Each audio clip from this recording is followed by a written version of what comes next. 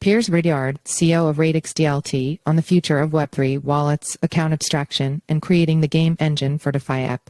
315. Seed Fadilpašić last. Updated, March 8, 2024, 11:06 EST 8 Min read. In an insightful interview, Piers Ridyard, CEO of the decentralized network Radix DLT, discussed his wild ride through the worlds of smart contracts and Y Combinator. Chatting with Cryptonews Podcast host Matt Zahab, the CEO talked about finding Ethereum, mining on its Genesis block, selling ETH, and getting into Radix. Ridyard told us about the project's key principles and how it goes above and beyond to keep users' funds safe. In this interview, Ridyard discussed the founding story of Radix DLT, Y Combinator's secret sauce, setting the tone and leveling up in business. Radix having a much simpler coding language than other blockchains. Radix is a game engine for DeFi.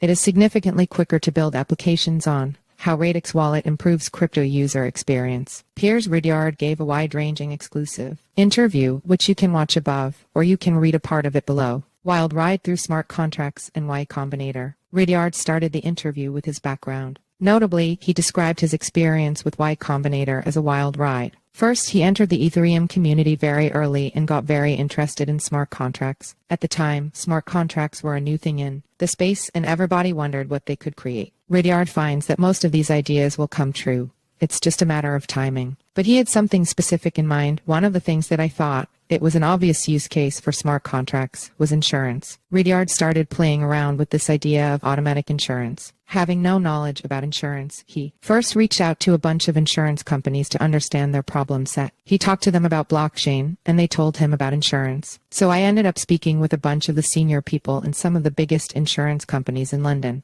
However, the crypto sector was very different at the time and was ultimately not equipped to facilitate automatic insurance. Specifically, there were no stablecoins. They could only use ETH as collateral, and that wouldn't work, he said. Meanwhile, Ridyard learned from the insurance companies that their sector was a slow, manual, disorganized mess. Soon, he began the process of product discovery and came up with the idea of Schematics, a way of creating smart contract-based deals around large syndicated insurance deals. It would enable the control of the programmatic flow of money, creating criteria for insurance, and more. He went on to apply for Y Combinator, and Schematics got in. Y Combinator taught him that there can be a million excuses, but if you want to be successful, this is what you have to achieve. Either you're going to move heaven and earth to achieve that, or you're not going to be as successful as you could be, and that's your choice. We're not going to give you shit for not doing it. We're just going to be like, this is the bar and this is what you need to get to. And that changed my perspective from that point forward. And at the same time, Ridyard started playing around with other blockchain technologies because he had realized that Ethereum had a number of issues. He soon discovered this new platform called Radix and became friends with its founder Dan Hughes. He then decided to build Schematics on top of Radix, mining on the Genesis block. In July 2015, Ethereum created its Genesis block, i.e. the first block in a blockchain.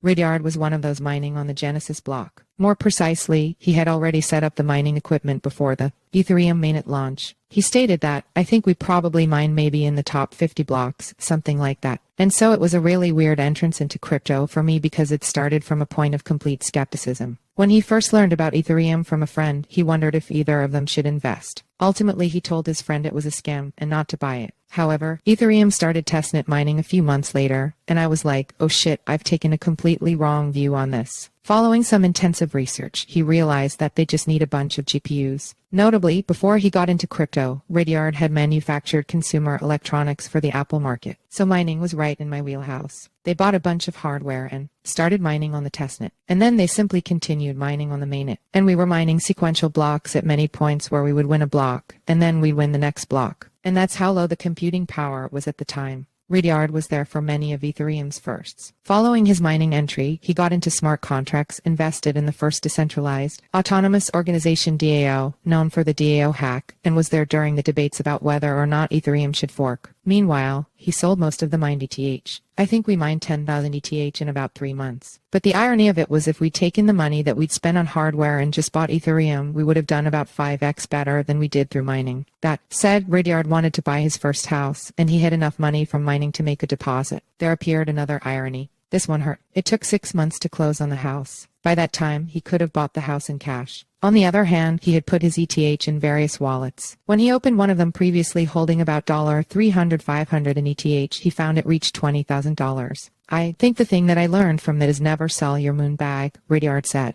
Always make sure that you're always holding something. But yeah, Ethereum has definitely treated me well. The core of Radix. Ridyard noted that the technology of Radix excited him way more than the application of insurance. The three things that make the core of Radix and that the team delivered are scalability, developer experience, and tools and user experience. The company took a thorough approach, thinking, let's take a bit more time and let's actually work with developers to get to the point where you have a programming language that feels really intuitive for doing the things in Web3 that make sense. Therefore, they spent about 2 years talking to about 1,000 developers. They knew that the syntax had to be super easy as well. The team kept iterating until they got it to the point where developers are just getting it immediately once they went through the documentation. They spend an hour going through it. And they are like, I understand how to build Uniswap. I understand how to build off. That's when they released the programming language at the end of 2018. It has grown incredibly well since. They also worked thoroughly on what the user experience UX paradigm needed to look like. The team wanted to shift the way people think about wallets. It's not just a place where they keep their money. It's their portal to Web3. It's how they interact with Web3. And without that making sense, you are in a situation where consumers can't use it, Ridyard argued. No nonsense on Radix. Radix is seen as a no-rug pull, no-nonsense place. But Ridyard stressed that it's always possible to rug pull someone. The point is to assume that everyone at every level of the stack is malicious, to make sure that everything acts on the minimum trust possible and the maximum user information possible. This leads to 2 key actions. Put as many guards up.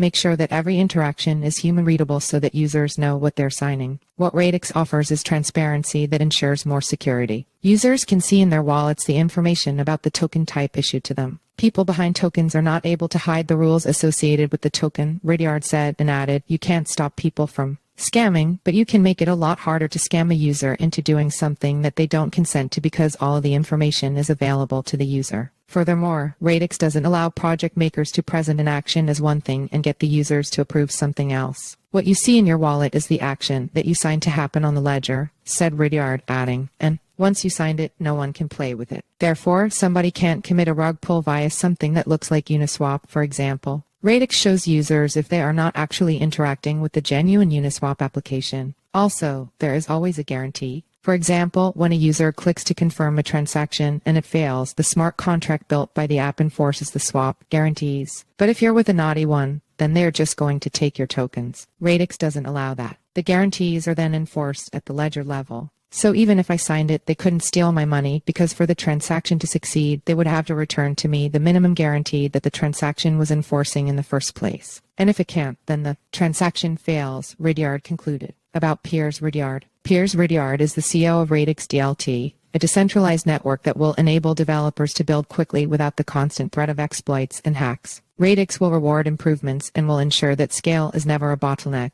Ridyard also founded and exited Radix, a Y Combinator company, and was mining on the Genesis block of Ethereum in July 2015. He graduated from the University of Manchester and the University of Law and has a CFA Level 1. Follow us on Google News.